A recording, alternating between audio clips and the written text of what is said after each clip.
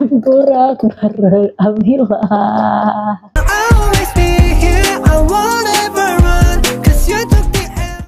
Hai, episode 7 ya. Kemarin gue salah ngomong. Kemarin episode 6 yang ngomongin soal BPJS, BPJS-an. Nah, sekarang episode 7 kita ngomongin tentang kapan nikah. Bukan, usia nikah. Karena kan bentar lagi nih udah mau Lebaran, biasa kan, pertanyaan-pertanyaan klise, ya kan, seperti nggak tahu aja. Mungkin kita sudah mau mama, sudah melewati fase itu ya. Lalu mau ditanya mau kapan nikah lagi? Nikah 2 kali dong, nikah 3 kali. Ya jangan, aku kasihan suaminya. Nih ya, kalau menurut gua ada 3 usia, usianya kemudaan, usia yang pas, bukan usia pas, usia pada umumnya. Terus ketiga usia yang 30 ke atas atau kata orang kadang-kadang ketuaan gitu. Kalau usia gua awalnya itu agak-agak gimana gitu sama yang nikah usia muda gitu, 20, 19, 21 ya, under 25 lah ya. Ntar ininya gimana, ntar ekonominya gimana, pada masih labil nih bocil-bocil gitu kan, nganggapnya. Ternyata sayang, di sekeliling gue ya, gue punya sepupu yang nikah pas kuliah. Temen gue juga punya temen nikah pas kuliah, dan so far so good, alhamdulillah sangat harmonis dan tidak kayak gak ngaruh lah itu usia, mau lo nikah muda, nikah tua, mau nikah apa. Ya kadang-kadang kita yang udah nikah telat aja ya, gue ya 30-an ya, iri gitu, ih muda lucu ya. Nah ini biasanya pasangan ini yang pacaran setelah nikah say, pacaran setelah nikah alhamdulillah halal ya say. Terus kalau yang usia standar ya, usia standar. Kenapa sih dibuat usia standar 25 sampai 27? Karena menurut penelitiannya di usia-usia sekitar itu tuh 25 sampai 27, 29 lah, finansialnya mulai terbentuk ya. Belum bagus banget, cuma rata-rata mulai terbentuk lah, ada lah kedepannya bagaimana ada gitu kan. Udah mulai tercipta tabungan-tabungan, emosi mulai terbentuk, mulai stabil, jadi nggak labil gitu. Makanya dibuatlah seperti ini, usia menikah bagusnya umur segini loh gitu, karena si emosi tadi dan si finansial yang udah mulai stabil, udah tahu mau ke depannya gimana. Nah, yang menikah di atas 30-an termasuk gue gitu kan, finansial otomatis insya Allah lebih baik ya daripada yang usia-usia 25 ke 25, 29 itu, rentan itu. Dan emosi juga harusnya lebih dewasa ya kan. Cuman permasalahannya adalah kesehatan ya, apalagi cewek. Karena nanti untuk hamil, melahirkan itu perlu tenaga yang luar biasa ya kan. Kadang gue juga ngerasain nih, oh iya nih faktor kesehatan yang jadi kayak alasan kenapa sih orang nggak mau nikah di umur 30-an ya gitu. Karena emang lelah, letih, lesu, say, tidak sejauh seperti umur 20-an gitu.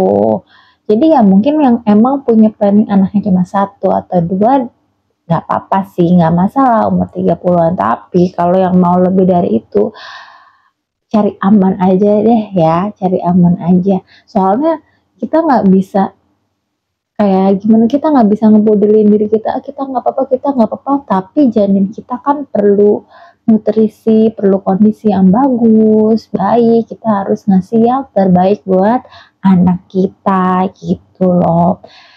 Jadi menurut penelitian aja ya, sebenarnya usia itu tidak berpengaruh pada keharmonisan rumah tangga.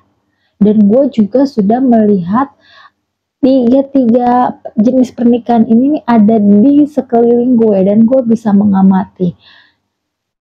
Bagus-bagus aja, nggak ada masalah. Karena yang gue highlight ada 2 yang terpenting. Ini nggak memandang nggak memandang usia, nggak memandang status apapun itu ya.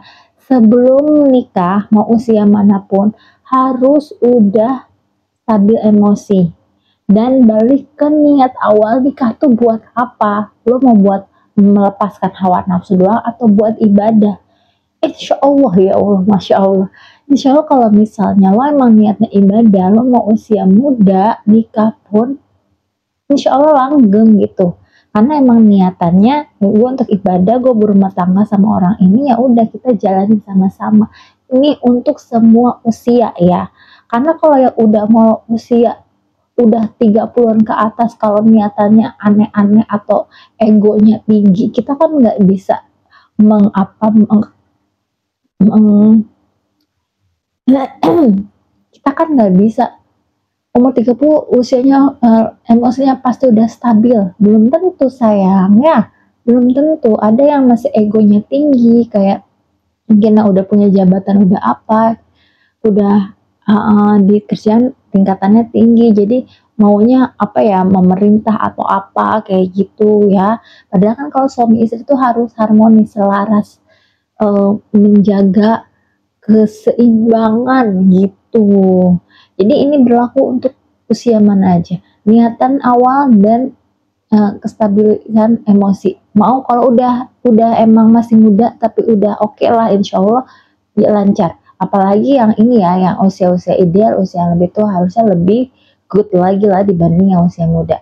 Kedua, ya finansial, kan banyak banget yang permasalahan usia muda tuh finansialnya gimana, ngidupin anak, ngidupin istri gimana. Nggak cuma itu, yang usia-usia tua, usia-usia tengah juga kita, ya kita nggak tutup mata lah ya. Sekarang cari susah, sekarang cari kerja itu susah, gaji juga UMR itu udah kelimpungan banget ya. Sekarang tinggal di sini, tinggal di Indonesia, tinggal di Jakarta ya kan.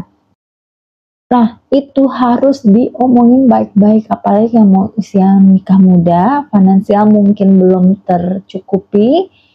Menikah itu kan kalian nggak berdua, kalian tuh menikah dua keluarga.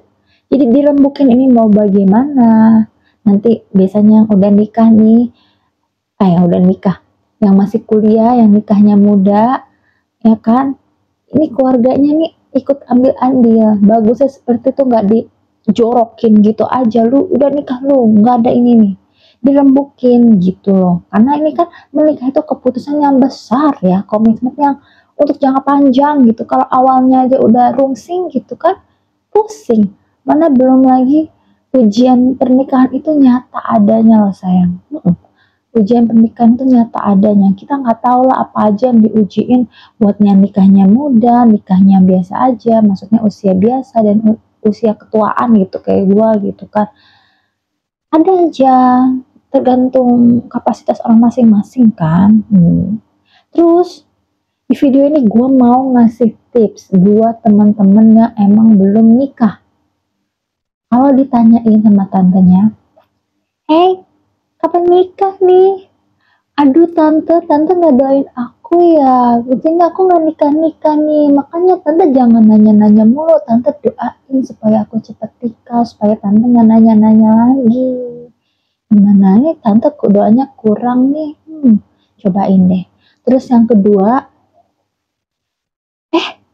kapan nikah? Belum nikah juga nih. Ya ampun, tante udah nyiapin amplop berapa nih? 1 juta, 2 juta, 5 juta? Jangan lupa ya Tan, jangan nanya-nanya doang, taunya amplopnya cuma 100 ribu, 200 ribu. Ih malu tau, udah sering-sering nanya amplopnya cuma segitu. Cobain deh ya. Semoga tips ini bisa bermanfaat buat teman-teman yang selalu ditanyain ya. Jadi udah menyiapkan benteng Takeshi ya, udah menyiapkan benteng dari serbuan pertanyaan-pertanyaan ya. Kalau pertanyaan-pertanyaan, kalau yang ditanya anaknya tambah nggak, kapan punya anak, jawab aja sama, ya doain dong Tan, jangan ditanyain terus, tante kurang nih doanya, makanya tante nanya-nanya mulu. Terus atau enggak,